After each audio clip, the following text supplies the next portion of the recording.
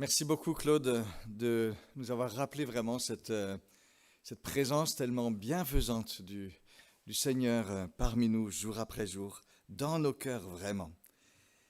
Et nous voulons en effet écouter la parole de Dieu, nous la recevons. Je suis un peu impressionné, la référence à Nicodème et tout. Mais en effet, je voudrais lire avec vous un texte que Jésus certainement avait partiellement évoqué lorsqu'il parlait avec Nicodème. C'est un texte de l'Ancien Testament qu'on ne met pas forcément en relation avec la Pentecôte, mais que je vous invite à lire. Il se trouve dans le livre d'Ézéchiel au chapitre 37. C'est une vision que reçoit le prophète Ézéchiel dans le cadre d'un message plus large où il dit vraiment la bonne nouvelle de Dieu pour le peuple d'Israël dans sa situation difficile en exil. Voilà ce que dit le prophète. « La main de l'Éternel fut sur moi, et l'Éternel me fit sortir en esprit, me déposa dans le milieu de la vallée. Et voici, elle était remplie d'ossements. Il me fit passer auprès d'eux tout autour. Ils étaient très nombreux à la surface de la vallée et très secs. Il me dit, « Fils d'homme, ces eaux pourront-ils revivre ?» Je répondis, « Seigneur éternel, c'est toi qui le sais. » Il me dit, « Prophétise sur ces eaux. Tu leur diras, ossements desséchés, écoutez la parole de l'Éternel. Ainsi parle le Seigneur l'Éternel à ces eaux. Voici, je vais faire venir en vous un esprit, et vous vivrez. Je placerai sur vous des nerfs, je ferai pousser de la chair sur vous, je vous recouvrerai de peau, je mettrai en vous un esprit, vous vivrez, et vous reconnaîtrez que je suis l'Éternel. » Je prophétisais selon l'ordre que j'avais reçu. Et comme je prophétisais, il y eut un bruit, et voici un frémissement. Les os s'approchèrent les uns des autres. Je constatais qu'il y avait des nerfs sur eux. La chair se mit à pousser, et la peau les recouvrit par-dessus. Mais il n'y avait pas en eux d'esprit. Et il me dit, prophétise et parle à l'esprit. Prophétise, fils d'homme, tu diras à l'esprit, ainsi parle le Seigneur. Esprit, viens des quatre vents, souffle sur ces morts et qu'ils revivent.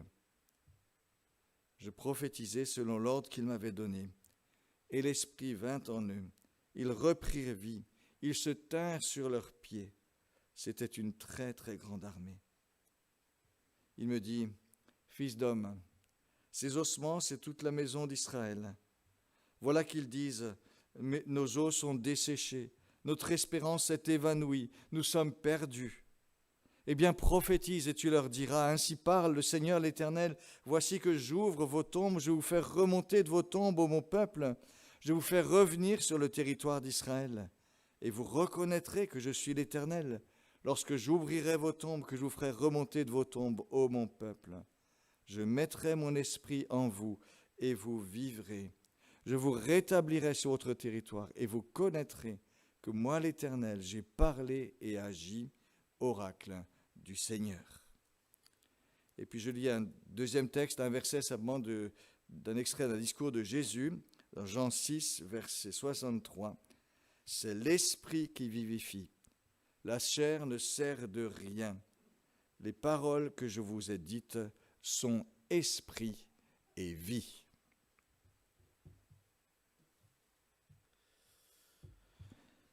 Quelle vision, mes amis!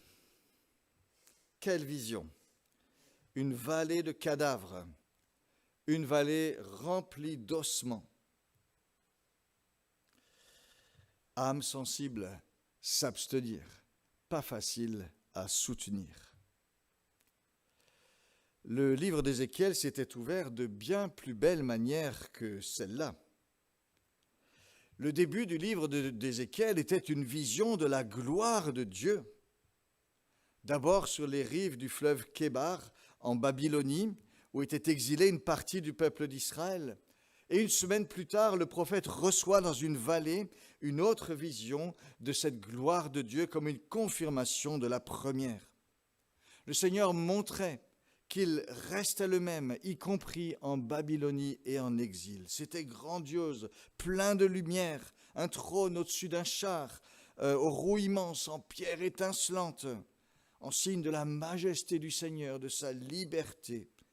Et au-dessus de tout cela, une figure rayonnante, dont l'éclat se diffuse comme un arc-en-ciel. Ça, mes amis, c'est de la vision. Ça, c'est de la vision. Mais une vallée d'ossements, quelle tristesse! Quelle tristesse!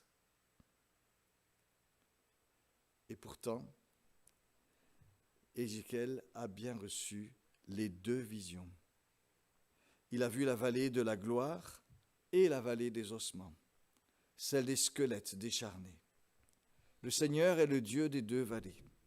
Ce n'est pas une contradiction, c'est au contraire un message d'espérance. Dans la première vision, celle de la gloire de Dieu, le Seigneur apparaît comme le grand Dieu qui maîtrise tous les éléments, qui les domine de sa grandeur, de son éclatante liberté. Il est ce Dieu majestueux, au-dessus de tout, dans une lumière inaltérable. Et il ne faut jamais oublier cette majesté unique du Seigneur lorsque nous pensons à lui. Le monde créé, l'univers nous donne déjà un ordre de grandeur en nous disant que nous pouvons être dépassés totalement par l'œuvre de Dieu. Mais face à Dieu, c'est le monde lui-même qui devient petit. Tellement grande est la majesté du Seigneur. Et c'est ce qu'exprime cette vision du trône de Dieu porté par toute la création. Mais dans l'autre vision, celle des ossements, ce même Dieu se dévoile comme le Dieu attentif à la misère humaine, la plus extrême. Une vallée remplie d'ossements, très nombreux, complètement secs. L'image d'un peuple mort, à l'espérance cassée. Mais cela aussi, Dieu le voit. Voici, dit le Seigneur, le Très-Haut, dont la demeure est éternelle, dont le nom est saint. J'habite dans les lieux élevés, dans la sainteté. Mais je suis aussi avec l'homme contrit et humilié, afin de ranimer les esprits humiliés, afin de faire revivre les cœurs contrits. Nous pouvons nous aussi, dans notre vie, connaître une vallée ou l'autre, des moments d'exaltation, de victoire où tout est magnifique, d'autres moments au contraire où tout semble beaucoup plus bloqué, compliqué, sans issue, et on se découvre un peu sclérosé, sec. Mais dans chacune de ces vallées, le Seigneur est là et s'intéresse vraiment à nous, à son peuple. Le peuple d'Israël en exil est un peuple totalement brisé. Ces hommes, ces femmes, ces enfants ont subi le traumatisme de tout perdre du jour au lendemain. On les a contraints à se déraciner, à marcher des jours, des semaines, avec pour tout souvenir l'image de leur maison ou de leur ferme dévastée. Ils ont tout perdu, leurs biens, leurs propriétés, leur pays, leur dignité, leur identité. Dans les plaines de Babylone, ils sont des survivants plutôt que des vivants. Tout ce qui faisait leur joie n'est plus. Pendant 10 ans, ils ont reçu ici ou là des nouvelles de Jérusalem. Et certains ont entretenu les espoirs les plus fous. Mais ce n'a pas duré. 10 ans après la première déportation, les Babyloniens sont revenus à la charge. Et cette fois-ci, ils ont totalement détruit Jérusalem, brûlé le temple, déporté le reste de la population. Plus de rois, plus de peuple, plus de culte. Ils apprennent aussi que des peuples voisins s'apprêtent à s'emparer des terres et de leur pays. C'en est fini de tout ce qui faisait leur vie. Alors ils disent, nos eaux sont desséchées, notre espérance est détruite, nous sommes perdus. Cette plainte, malheureusement, a traversé les siècles, nous le savons. Elle se dit malheureusement dans toutes les langues. C'est le soupir de tous les déracinés, les expatriés sans foyer, qui chaque matin se demandent qui ils sont, dans un monde qui tourne sans eux et dont ils se sentent exclus. Mais nous découvrons dans ce livre d'Ézéchiel que le Seigneur garde un message pour son peuple, à l'espérance brisée. Et les chapitres 34 à 37 d'Ézéchiel annoncent vraiment un avenir qui sera donné par Dieu à ce peuple sans espoir. Un avenir fondé sur l'action, sur la fidélité de Dieu. Le Seigneur promet qu'il sera lui-même qui viendra pour être le berger de son peuple, en leur envoyant un nouveau David, un bon berger. Il promet qu'il fera une alliance de paix avec eux, qu'il les fera habiter en sécurité dans un pays qui donnera son fruit. Il promet d'anéantir les mauvais desseins des nations qui s'apprêtent à dévorer leur pays. Il fera revenir son peuple, mais plus comme avant, plus pour vivre comme avant. Il fera un peuple nouveau, un peuple purifié, un peuple changé, transformé. Ézéchiel a déjà reçu toutes ces révélations de Dieu. Mais le Seigneur veut vraiment que ce message, on comprenne qu'il s'adresse même à un peuple qui vit une situation bien difficile, qu'il y a un avenir même où on n'en voit plus. Et c'est pourquoi il dit, mais prophétise sur ces eaux. Israël se voit comme des cadavres, mais prophétise sur ce cadavre. Fais encore entendre ma parole d'espérance, même en face d'une réalité qui semble sans avenir. Le constat de départ est quand même bien accablant. Et le prophète doit marcher au milieu d'une vallée entière, pleine d'ossements. Ils sont très nombreux, nous dit le texte. Ils sont aussi très secs, blanchis par le soleil après avoir été dépecés par les bêtes sauvages. Plus la moindre trace de vie, plus le moindre espoir de vie. Ils n'ont pas reçu de sépulture non plus, c'est dégradant. Ces eaux disent non seulement la réalité implacable de la mort, mais ils parlent aussi d'une mort sous le jugement divin. Alors pourquoi donner une vision aussi dure, aussi trash des choses ? C'est une façon de dire d'abord la gravité de la situation. Humainement, elle est sans issue. Mais c'est aussi une façon de rejoindre vraiment le peuple dans ce qu'il ressent, c'est leur ressenti aussi. Ils se voient comme cela. Nous sommes desséchés. Notre espérance s'est évanouie. Nous sommes perdus. Et ça peut nous arriver parfois à nous aussi de nous sentir vraiment bien loin de l'espérance. Une limitation qui s'impose à nous, brutale, définitive. Un mal-être dont on ne voit pas vraiment le bout. Une situation où humainement on ne voit vraiment pas ce qu'on peut faire. Certains se trouvent aussi dans ce genre d'impasse au niveau spirituel. Paul parle en Romains 7 de celui qui essaye de se faire une vie juste par ses propres forces. Et arrive le moment où on se découvre face à ses limites, face à ses incapacités criantes. On veut faire le bien, on tombe dans le mal qu'on ne veut pas. Et c'est alors le cri, mais misérable que je suis, qui me délivrera ? Tant de situations où on peut vivre quelque chose qui ressemble aussi à cela.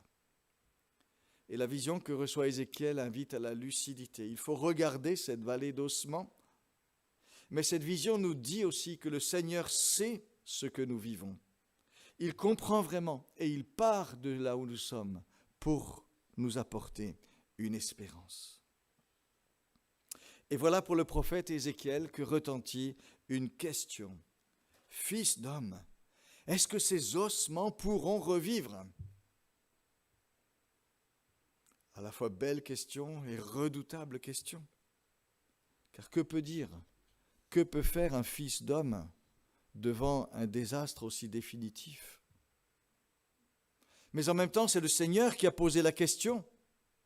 S'il regarde lui cette vallée de mort, on se dit qu'on ne peut pas simplement rester à une perspective humaine.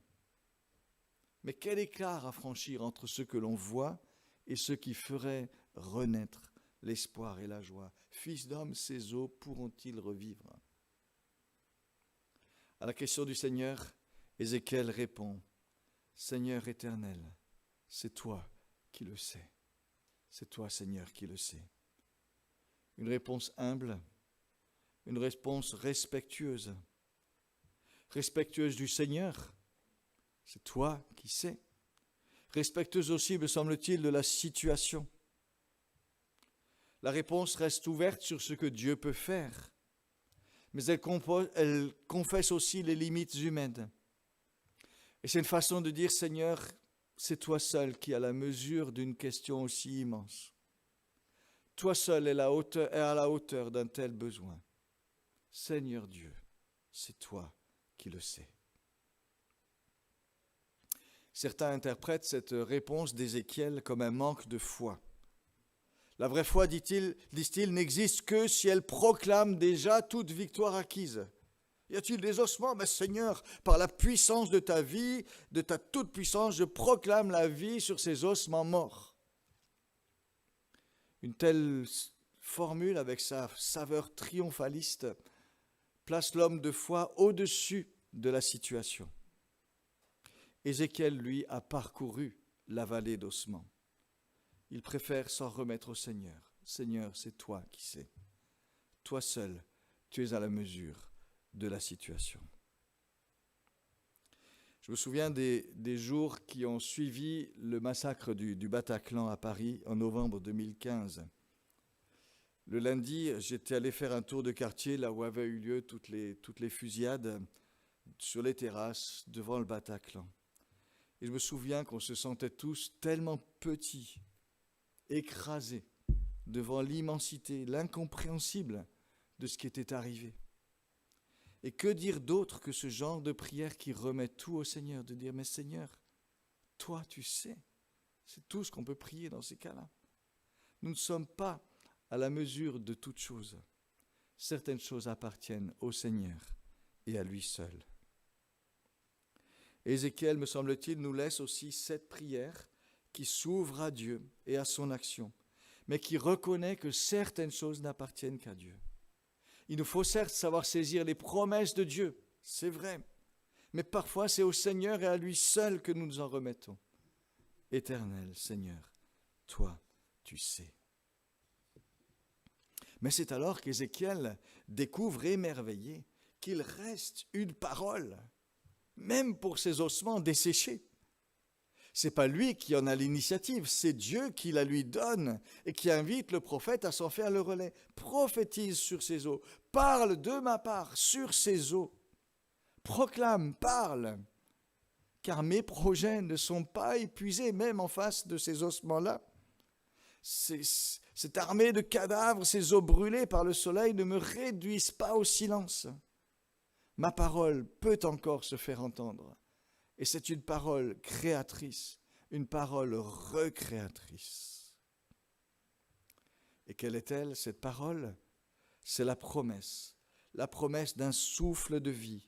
Je vais faire entrer en vous un souffle et vous vivrez.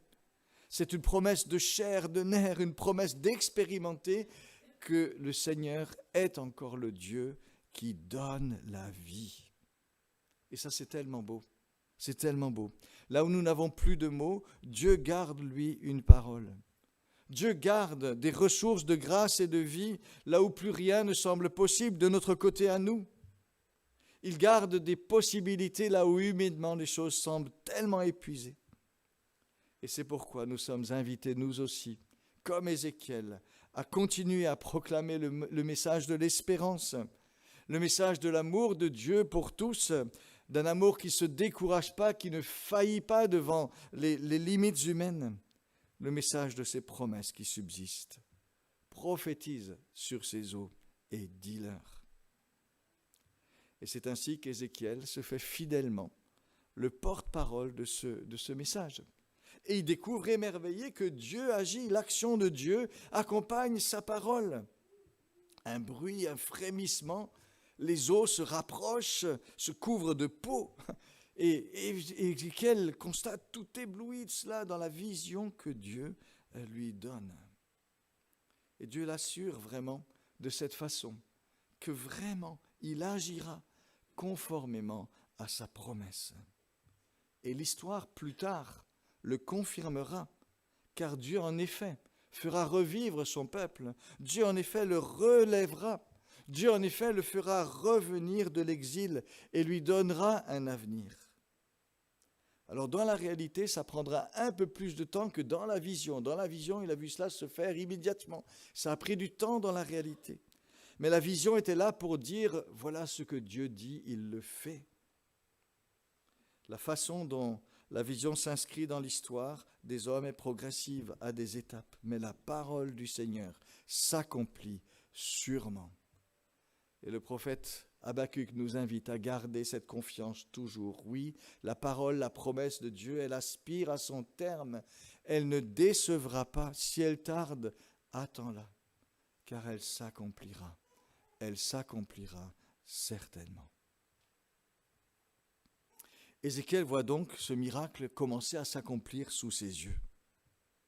Mais tout d'un coup, de manière assez surprenante, le processus s'arrête. Ézéchiel a devant lui des ossements qui ont été recouverts de chair, de nerfs, de peau, mais qui restent inertes et sans vie. Et c'est alors que la voix du Seigneur s'élève une nouvelle fois pour inviter à une nouvelle proclamation. Prophétise et dis à l'Esprit.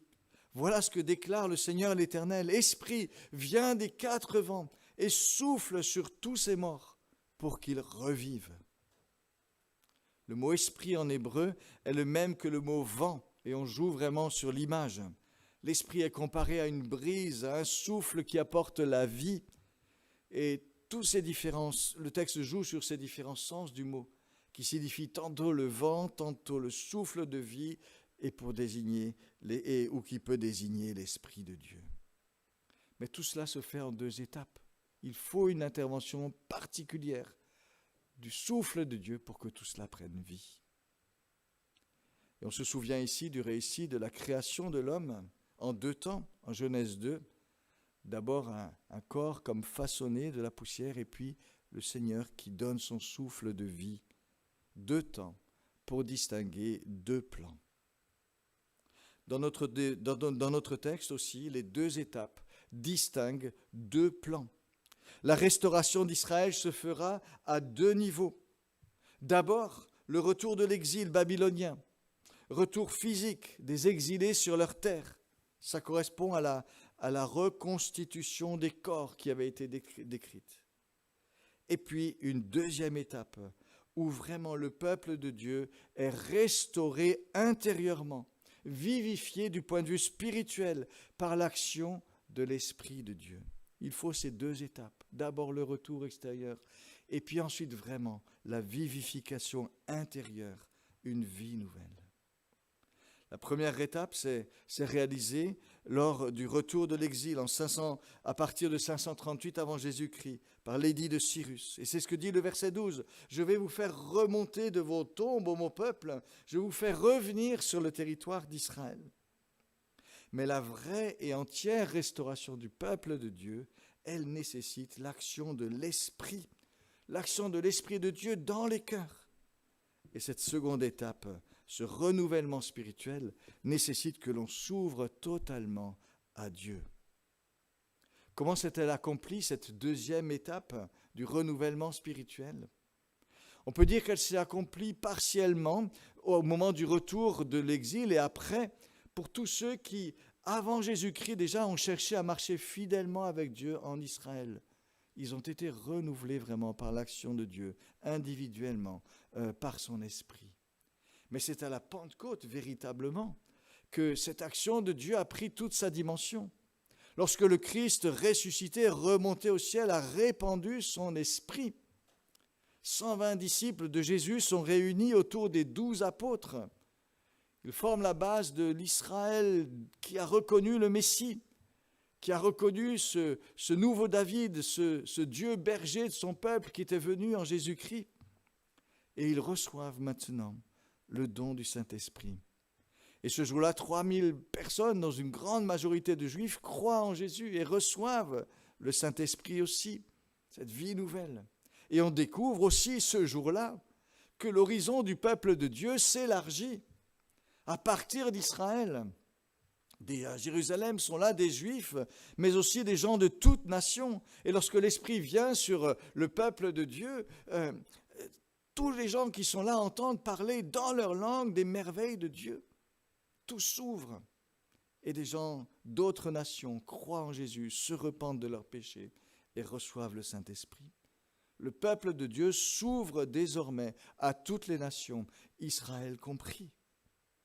Et c'est ce qu'annonce ce texte. Le Seigneur qui fait revenir son peuple, en effet, sur sa terre, ce qu'il a fait.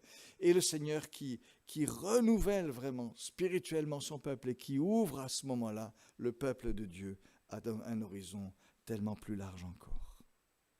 2 étapes pour dire l'accomplissement des promesses de Dieu.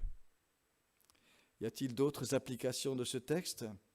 Certains y lisent le retour d'Israël sur sa terre en 1948, une renaissance hors du commun assurément. Mais si on applique ce texte à cette situation, il faut tout intégrer et se rappeler que le retour sur la terre n'a de sens que s'il prépare et s'il est suivi d'un renouvellement spirituel. Car le retour de l'exil n'était que la première étape. Le projet de Dieu pour son peuple, c'était le renouvellement spirituel. Et c'est ce que nous dit ce texte à nous aussi. Le projet de Dieu, c'est vraiment de nous renouveler, de nous rafraîchir spirituellement, pour nous aussi. Pour entrer pleinement dans le projet de Dieu, il nous faut un renouvellement intérieur, avec des ressources nouvelles qui deviennent et qui ne peuvent venir que de Dieu. Pas d'avenir sans ce renouvellement intérieur. Ézéchiel l'avait déjà compris. Il annonçait le retour de l'exil, mais pas pour recommencer la même histoire qui avait conduit au désastre de l'exil. Je vous donnerai, dit le Seigneur, un cœur nouveau. Je mettrai en vous un esprit nouveau. Je mettrai en vous mon esprit et je ferai que vous viviez selon mes lois, que vous obéissiez à mes commandements pour les appliquer. Israël avait reçu la loi, la parole de Dieu, ses commandements. Mais cette parole, sans les ressources de vie que donne le Seigneur, ne peut pas produire son fruit. Car nos cœurs font de la résistance, et nous le savons très bien. Notre volonté, nos pensées vont si souvent ailleurs que ce que Dieu nous demande. Puis il y a notre faiblesse. Pour apporter vraiment la vie, il faut en plus de la parole que Dieu nous donne, l'action de l'esprit. C'est ce que disait déjà Ézéchiel, c'est ce que dit vraiment ce texte. L'apôtre Paul opposera la lettre qui tue et l'esprit qui vivifie. Qu'est-ce que ça veut dire? La nouvelle alliance, dit-il, est marquée par l'action de l'esprit qui vivifie. Qu'est-ce que la lettre? La lettre, c'est ce que devient la parole de Dieu lorsqu'on essaye de l'appliquer simplement avec nos propres forces. Lorsqu'on a fait un code de bonne conduite, une simple norme à respecter, ça c'est la lettre. Quand on fait vraiment de la parole de Dieu quelque chose qu'on essaye d'accomplir soi-même. Et elle tue, parce qu'elle met en évidence nos manques, nos défaillances, nos faiblesses. Mais la parole de Dieu devient vie en nous et pour nous par l'action de l'Esprit. Lorsque l'Esprit vient agir en nous, lorsque l'Esprit nous transforme, lorsque l'Esprit vient en aide à nos faiblesses, lorsque l'Esprit produit en nous le vouloir et le faire, lorsque Dieu nous régénère de l'intérieur par son action, lorsque l'Esprit nous donne les victoires que nous n'arrivons pas à avoir par nous-mêmes tout seuls. C'est cela que veut faire le Seigneur pour chacun de ses enfants. Mais pour cela, nous devons régulièrement nous ouvrir à sa présence, nous ouvrir à son action, lui demander son aide, nous laisser façonner par lui, nous laisser renouveler par lui, nous laisser reprendre là où nous avons besoin d'être repris, nous laisser fortifier en cherchant vraiment dans sa présence les forces pour avancer, aspirer aussi à être équipé par lui, par ses dons pour pouvoir servir Dieu, servir le prochain. Tout cela, Dieu veut le faire pour son peuple. Je mettrai en vous mon esprit et je ferai que vous viviez selon mes lois, que vous obéissiez à mes commandements pour les appliquer. Que c'est beau cela. C'est pas juste obéissiez à mes lois, appliquez mes commandements. Non, je ferai que vous puissiez le faire. Et c'est comme ça que nous pouvons avancer dans la vie chrétienne. C'est notre seule chance. C'est notre seule chance. La parole dans la foi chrétienne a une importance capitale. Elle dit la pensée de Dieu, elle fixe les normes, les objectifs, les promesses. Mais il serait terrible de n'être que face à une parole, de se retrouver en face d'elle sans d'autres moyens que nos propres ressources personnelles. La parole de Dieu nous fixerait des objectifs, mais nous serions si loin. Elle nous donnerait des normes, mais nous serions incapables de les appliquer. Elle nous éveillerait à l'espérance, mais nous resterions avec nos pesanteurs. Dieu n'a pas voulu cela pour nous.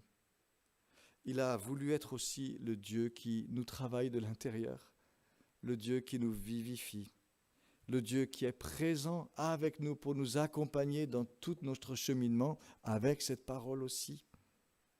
Et c'est pourquoi, avec la parole et pour la faire vivre en nous, il nous a donné son esprit.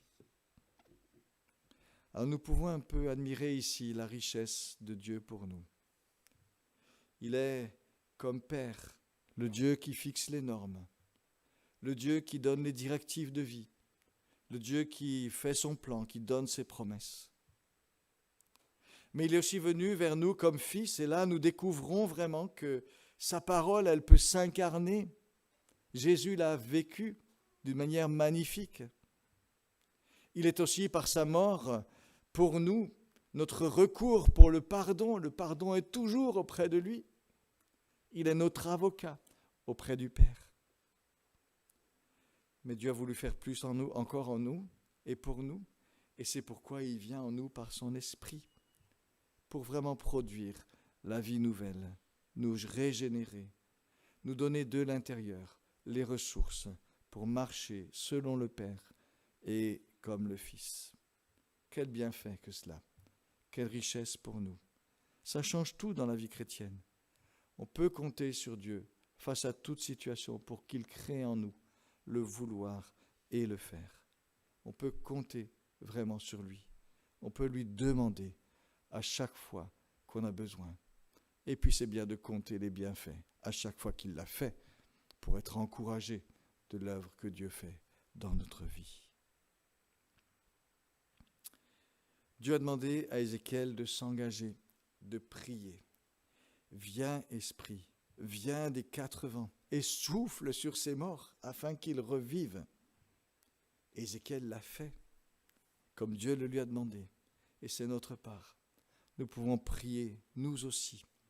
Comme Ézéchiel, souffle sur moi, Seigneur. Souffle sur moi pour que je vive. Souffle sur nous, Seigneur, pour nous ranimer, nous redonner tout ce dont nous avons besoin, toutes ces ressources qui nous sont tellement indispensables. Souffle sur nous, esprit de sainteté. Souffle sur nous, esprit de vie. Souffle sur nous, transforme-nous. Souffle sur ce qui en nous est bloqué, sclérosé peut-être. Souffle sur ce qui en nous doit être redressé. Souffle, Seigneur, pour apporter ta vie, tes ressources, ton renouvellement, ton espérance aussi. C'est l'Esprit qui vivifie, dit le Seigneur Jésus. Et les paroles que je vous dis sont esprit et vie. Seigneur, à quel autre irions-nous qu'à toi? Tu as les paroles de la vie éternelle.